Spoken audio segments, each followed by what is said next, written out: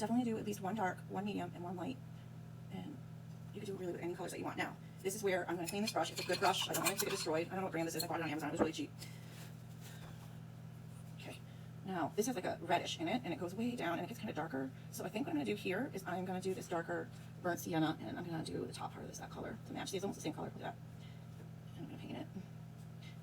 I'm not really worried right now about being careful until I get to the edges. And you notice how I'm not painting up against that wet yellow edge yet. I'm kind of starting at the bottom. I'm going to work my way around from the bottom up towards the top, because I don't want this brown to blend with this reddish brown to blend with the yellow.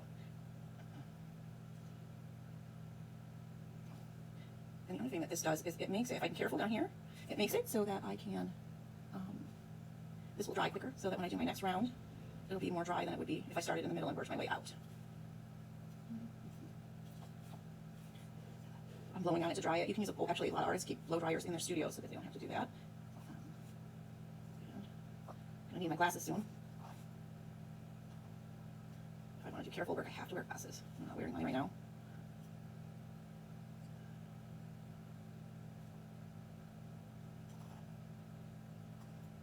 What do you think? I like those colors.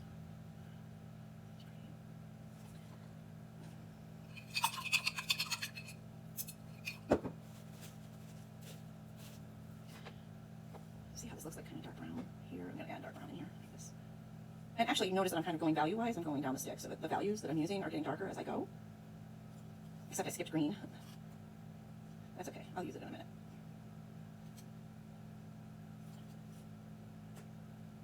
Golden Paints makes also, I believe that they own Williamsburg Paints, which is an oil paint company.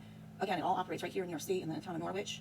So it's a locally owned, and their colors and pigments are really good, and the price point really isn't too bad for their professional stuff. They do have student colors, but since I am a professional and since I do get paid money to make artwork, I do like to use a professional color when I'm working. Students certainly do not need to use professional colors. It's actually kind of, I would not recommend it. Crayola and Prang make wonderful products for students that are very, very good. I don't enjoy, there's a brand that I don't like that you can get at the dollar store, and I'm sure you know which brand I'm talking about. I don't like their products at all. They break really easily. And their pigment is not good. But for the money, Crayola and Prang is the way to go. Mr. Sketch is good too, for markers.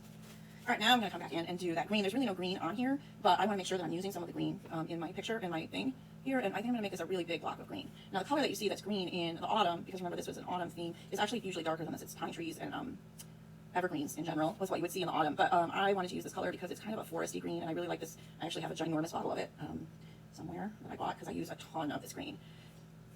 There's other greens that are dull, like olive and permanent green is really, really bright. It's too bright. I don't really like it. And there's another one that I love that's called Corbett green. It's a darker green, but I just picked this color because I thought it would be a good mix with the ones I already picked out. I feel like I should be talking about happy trees right now. Happy, happy trees. Happy, happy, happy trees.